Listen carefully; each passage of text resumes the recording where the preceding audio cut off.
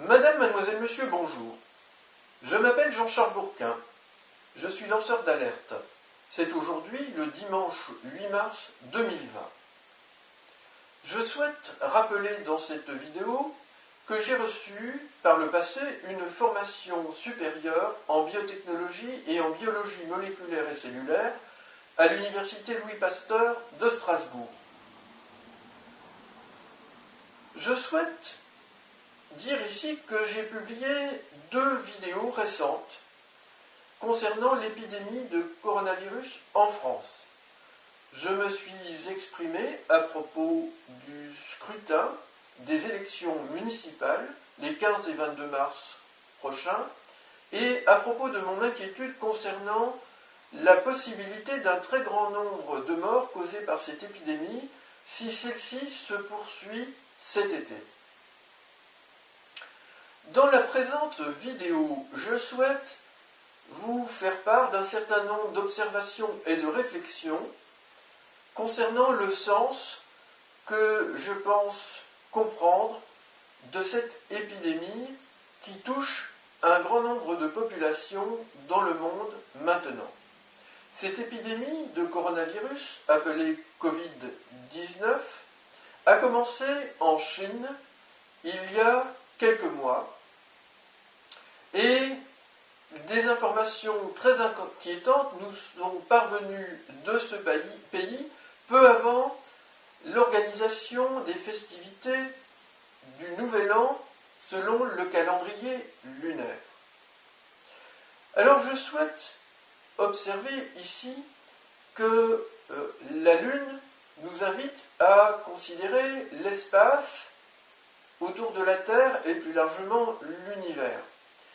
Et également cet autre fait, la Chine est l'un des pays qui est très engagé dans la conquête spatiale.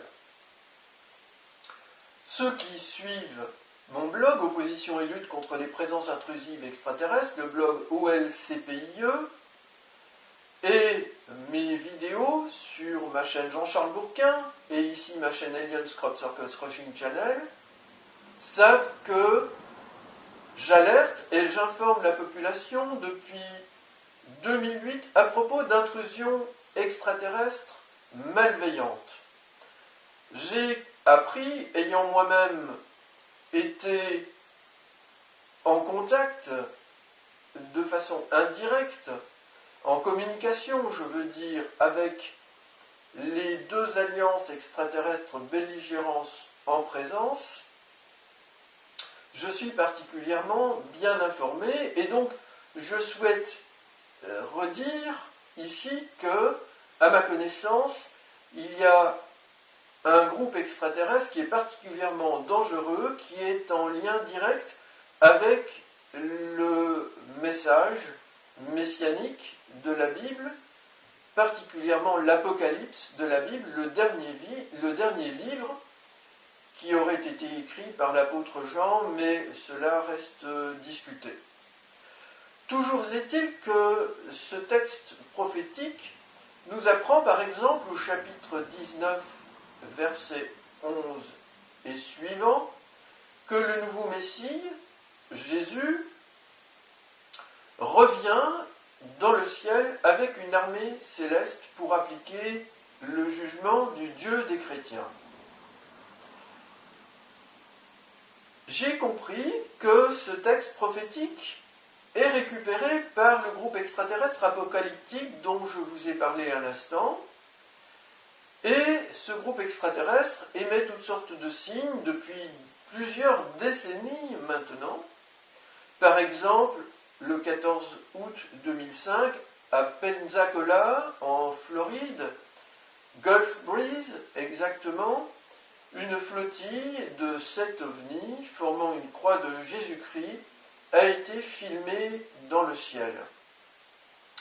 Cette flottille a été présentée, le film de cette flottille, par Monseigneur Corrado Balducci, un théologien connu au Vatican, pour son vif intérêt pour l'astronomie et en particulier les manifestations supposées extraterrestres. M. Balducci est maintenant décédé, mais il reste des enregistrements de lui qui témoignent de cela.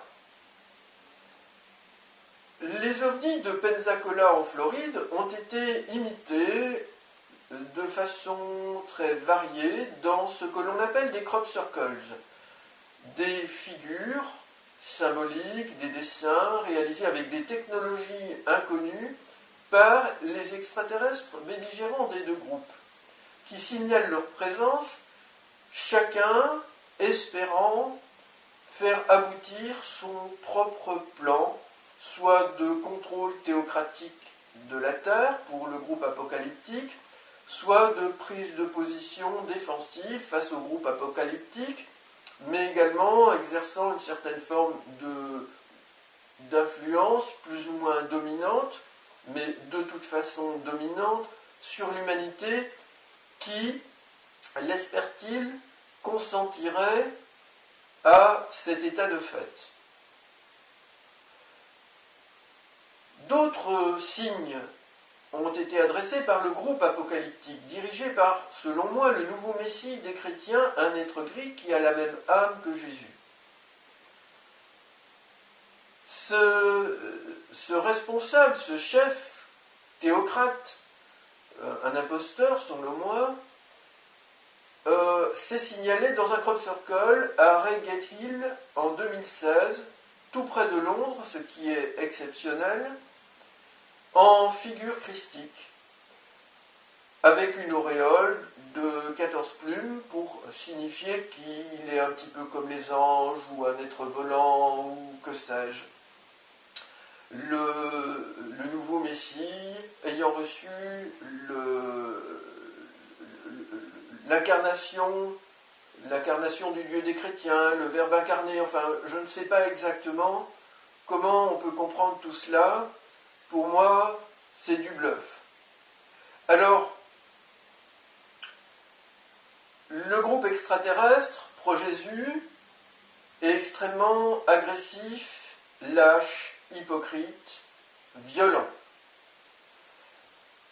Je pense qu'il est principalement l'auteur des assassinats et mutilations d'animaux de bétail, d'enlèvement de personnes dans le monde, de pose d'implants, peut-être aussi de disparition de personnes, peut-être aussi de certains morts, des morts qui, dans un cas tout au moins, le dossier circule sur Internet et il émanerait de la médecine légale au Brésil, un mort dont le cadavre évoque un cruel traitement avec des armes inconnues telles que celles qui sont certainement employées pour tuer, assassiner, mutiler des animaux de bétail en différents endroits du monde. Ça s'est passé en France, rarement je crois, mais ça se passe très fréquemment aux États-Unis d'Amérique, en Argentine, ailleurs.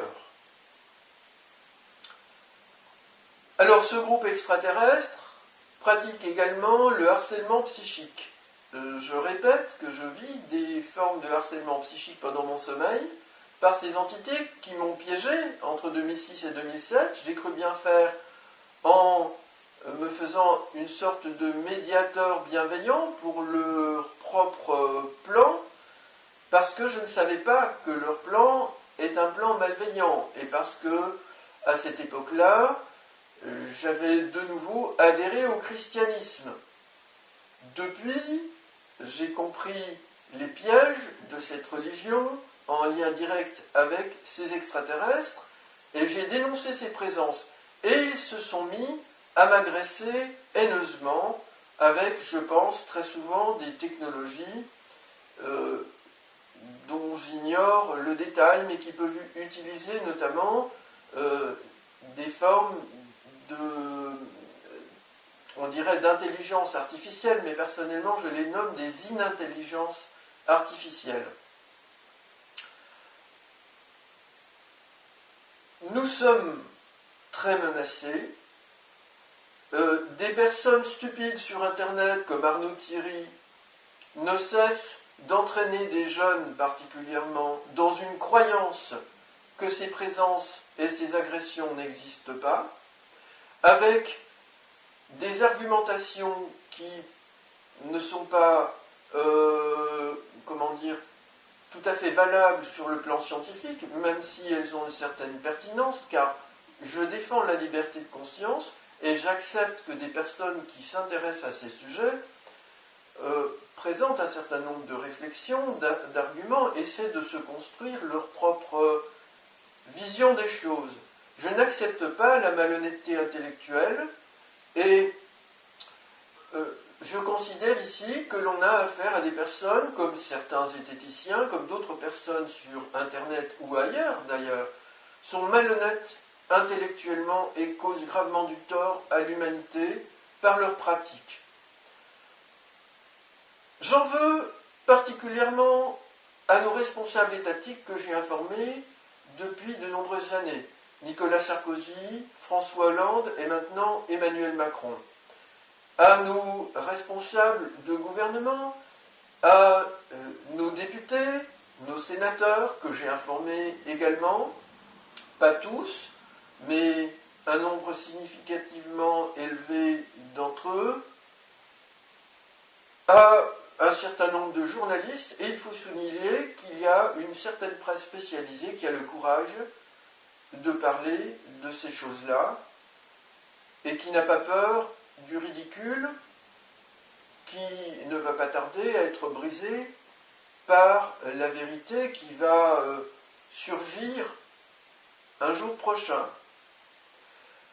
Alors cette vérité, elle existe déjà dans des ouvrages. Je suis en train de lire un ouvrage de référence qui s'appelle Documents interdits de Jean-Gabriel Grélé, un ancien pilote, et qui connaît parfaitement le sujet, les archives rendues publiques aux États-Unis d'Amérique. Je vous invite à consulter cet ouvrage qui n'est pas très cher et qui est riche de toutes sortes d'informations. Cela vaut infiniment plus que d'écouter, mais chacun fait ce qu'il veut, mais selon moi, des mauvaises interventions de certaines personnes sur Internet qui prétendent en savoir plus que tout le monde. Il y a un autre livre que je souhaite vous conseiller, c'est celui de Gildas Bourdet, Roswell, la vérité. Alors, concernant donc ce coronavirus, vous remarquez que parti de Chine, avec les éléments que j'ai cités, on peut avoir ici un début d'impression que la Terre est en colère après ceux qui promeuvent la conquête spatiale et qui, tout à la fois l'État chinois et d'autres États du monde, dissimulent à leur population les intrusions extraterrestres malveillantes. Et leurs victimes, donc dans la population, aspect de ces dissimulations qui est particulièrement choquant. Le virus se diffuse dans la population mondiale et ce qui m'intéresse, c'est les premières impressions que cela nous laisse. Par exemple, le bateau qui s'appelle Diamond Princess, avec près de 3000 passagers à son bord, a été mis en quarantaine au large du Japon. Diamond Princess, ça veut dire princesse diamant, où on imagine la princesse avec son diadème. C'est personnellement quelque chose que je n'aime pas du tout.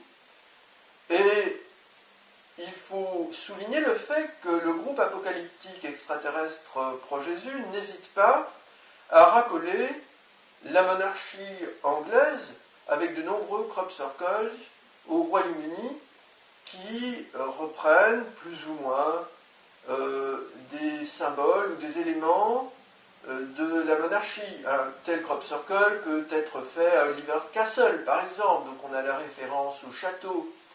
Tel crop circle peut reprendre un vitrail de cathédrale ou limité. Donc là, en Angleterre, on pense d'abord à la religion anglicane, dont la reine d'Angleterre, Élisabeth II, est la chef. On a des écus qui peuvent être repris dans des crop circles, les écus d'héraldique, qui soutiennent là à la fois la monarchie et également la noblesse. La reine d'Angleterre est très influente. Elle anoblit régulièrement des personnes. Je pense par exemple à Elton John, qui s'appelle Sir Elton John, pour indiquer ici son titre de noblesse, etc. La reine d'Angleterre est chef du Commonwealth, un ensemble de pays qui comprend notamment l'Inde, le pays le plus peuplé du monde avec la Chine. La reine d'Angleterre est également chef du Canada. Alors, on a ici, avec ces crop circles extraterrestres du groupe apocalyptique Pro-Jésus, dirigé par les êtres gris, un message qui n'est plus un message tellement démocratique, mais un message qui cherche à nous faire, adopter une théocratie mondiale. Le Christ, de retour sur la terre, selon la Bible, est appelé le roi des rois dans cet ouvrage considéré comme sacré par les chrétiens. Et le Seigneur des seigneurs, c'est-à-dire qu'il est celui qui se place au-dessus, par autorité divine, des chefs d'État, que ce soit des monarques ou que ce soit M. Macron. Cependant, je considère personnellement que le Dieu des chrétiens est pure spéculation. Et je pense que c'est pourquoi la Terre est en colère. Notez que coronavirus commence par couronne. Et les lettres SRV de virus, étrangement, peuvent correspondre aux lettres du mot sauveur. Donc couronne sauveur, donc sauveur roi.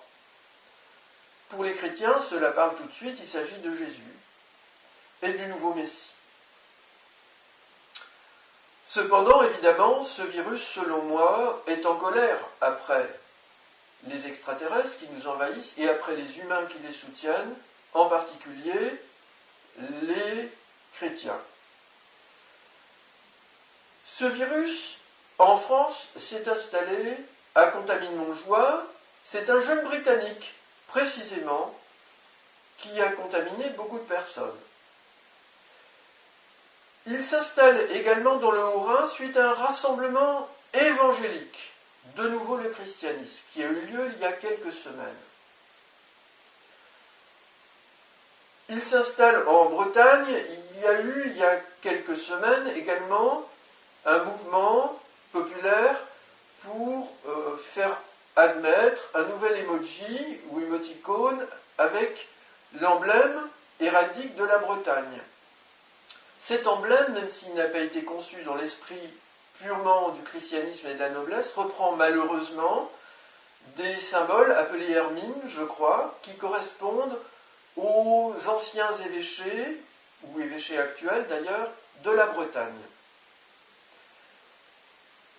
Le coronavirus s'est installé aussi mystérieusement dans l'Oise et notamment dans une base militaire, la base aérienne 110. Et j'ai appris par des journalistes sur France Info que se trouve là une partie du nouveau commandement de l'espace de l'armée installé par l'Élysée. Donc là, il me paraît très intéressant de souligner cet aspect-là des choses, à savoir que un lien peut transparaître ici entre cette épidémie et puis le commandement de l'espace. L'armée nous cache ces présences extraterrestres et les victimes que certaines d'entre elles font à travers le monde. Et je suis très offusqué de cela. Nous aurions donc ici une preuve de la colère de la Terre après l'armée française. Alors, on peut voir encore d'autres symboles. Je pense à l'Italie voisine, qui est un pays qui rassemble énormément de croyants du christianisme. Et on a appris très récemment que le pape François lui-même, pour se protéger des risques éventuels de contracter cette maladie, très dangereuse pour les personnes âgées, il en fait partie, va faire ses messes maintenant à l'aide des systèmes de vidéos sur Internet, pour éviter donc d'être en contact directement avec les fidèles chrétiens. Voilà donc, selon moi, quelques éléments qui permettent de donner du sens à cette maladie. On peut en trouver d'autres. La Terre est très en colère. C'est une maladie des voies respiratoires. Et vous savez que nous causons du tort particulièrement à l'environnement via les pollutions de l'air, les voitures, et les industries, le chauffage, etc. Madame, mademoiselle, monsieur, je vous remercie pour votre éventuel soutien et votre attention. Je souhaite ajouter ici une précision qui manquait dans mon exposé précédent et une information que je viens d'entendre sur France Info. Je vous ai dit que le pape François a décidé de se présenter sur Internet. Et j'ai expliqué que l'objectif était de le protéger concernant une éventuelle contamination par le coronavirus. Je pense que cela est exact, mais il va de soi que lorsque le pape va se présenter en vidéo, il n'y aura plus de rassemblement sur la place Saint-Pierre à Rome et que le Vatican souhaite éviter ainsi que la maladie se propage parmi les fidèles lors de ces rassemblements. On peut prévoir facilement que les prochaines festivités de Pâques, très importantes pour les chrétiens au Vatican, seront également annulées sur la place Saint-Pierre en raison de l'épidémie de coronavirus. C'est un fait unique, je crois, dans l'histoire du Vatican. Je souhaite ajouter aussi que on a appris que le gouvernement de Rome, en Italie, a décidé de mettre en quarantaine la population du nord de l'Italie jusqu'au 3 avril, afin de freiner très fortement l'épidémie de coronavirus. L'Italie connaît une crise très grave et il y a peut-être un décalage d'environ 15 jours, comme je l'ai entendu, entre la France et l'Italie. Il est probable que nous connaissions une situation d'égale gravité dans environ 2 semaines en France. Voilà pour ces précisions et ce complément d'information. Madame, mademoiselle, monsieur, je vous remercie pour votre éventuel soutien et votre attention. C'est aujourd'hui, le lundi 9 mars 2020, il est passé 20 heures. Contre toute attente, je souhaite intervenir une dernière fois avant la publication de ma vidéo demain matin. En effet, nous avons appris aujourd'hui des informations très importantes, en lien direct avec le sujet que j'ai exposé. Tout d'abord, un krach boursier international a lieu et il y a de quoi être assez inquiet quant à la suite pour l'économie mondiale. Et ce krach est en lien direct avec la nouvelle pandémie de Covid-19. Cependant, c'est une information qui vient de tomber à la radio qui retient particulièrement mon attention. En effet, les journalistes de France Info viennent de nous annoncer que le ministre de la Culture, Franck Riester, est testé positif au coronavirus. Son cabinet nous apprend qu'il est en forme et qu'il reste tranquillement à son domicile. Il aurait été en contact avec des personnes de l'Assemblée nationale. Nous avons appris récemment que 5 députés sont également contaminés par ce nouveau coronavirus. Alors, je souhaite très brièvement dire que, selon moi, la première impression que me laisse cette épidémie en atteignant notre gouvernement français, Monsieur Riester est le premier membre du gouvernement français touché par ce virus, et qu'il y a un lien direct, très fort, en rapport avec l'invasion extraterrestre apocalyptique pro-Jésus dont je vous ai parlé. Pourquoi ? Monsieur Riester, c'est le ministre qui gère le dossier de la reconstruction de Notre-Dame de Paris et qui, plus largement, soutient de nombreux dossiers concernant la rénovation de bâtiments du patrimoine, particulièrement certaines églises ou cathédrales. Et ceux qui ont suivi ma chaîne Aliens Crop Circles Crushing Channel savent combien j'ai été chagriné, contrarié par l'engouement très fort suscité et renforcé, dirais-je, par les prises de position du président Emmanuel Macron et puis à sa suite de Franck Riester pour la rénovation très rapide en 5 ans de Notre-Dame de Paris. Je reprends les termes d'Emmanuel Macron lors de son premier discours sur le parvis de cette cathédrale, lorsqu'elle a brûlé le 15 avril et le 16 avril dernier. Elle est un repère pour le destin de tous les Français. Elle est notre destin commun. Ce sont ces mots, si j'ai bonne mémoire. Des mots que je condamne énergiquement.